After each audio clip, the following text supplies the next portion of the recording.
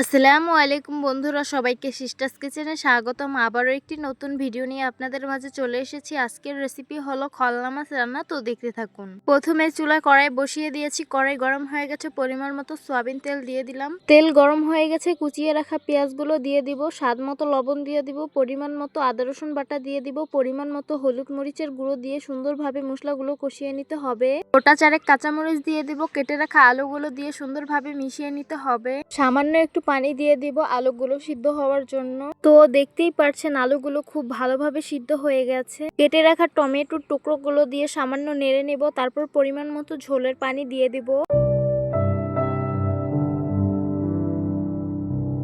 তো দেখতেই পারছেন তরকারিটা বলক এসে পড়েছে। ধুয়ে রাখা খলনা মাছগুলো উপর দিয়ে সাজিয়ে দিব। খলনা মাছের তরকারিটা প্রায় অর্ধেক হয়ে এসেছে। এখন পরিমাণ মতো উপর দিয়ে ধনিয়া পাতা দিয়ে দিব।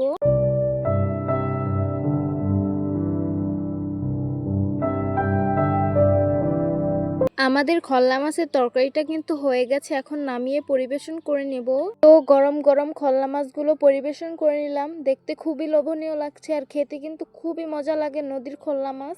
আশা করছি আজকের ভিডিওটা আপনাদের কাছে অনেক অনেক বেশি ভালো লাগবে। ভালো লেগে থাকলে আমাদের ইউটিউব চ্যানেলটি সাবস্ক্রাইব করবেন, আর যারা আমার ফেসবুক পেজ থেকে দেখছেন পেজটিকে ফলো করবেন। সবাই ভালো থাকবেন, সুস্থ থাকবেন আর সিস্টার্স কিচেনের সাথেই থাকবেন। আবারও কথা হবে কোনো নতুন ভিডিও। আল্লাহ হাফেজ।